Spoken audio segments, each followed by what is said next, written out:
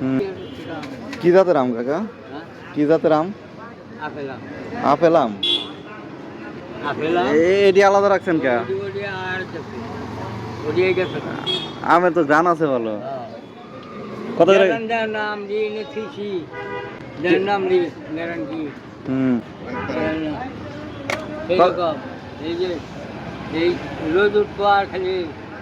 Colour হবো। কত টাকা কেজি বিক্রি করতেছেন? 5 কেজি 300 টাকা কেজি। 5 কেজি 300, 60 টাকা কেজি। ও ভাই একটু কম দেন কালকে একটা গাড়ি জামাইয়া কয় কাকু আপনি আপনাকে এটা মেডিসিন দেওয়া বলে কিচ্ছু দেওয়া না এটা রং এটা নাম হলো আপেল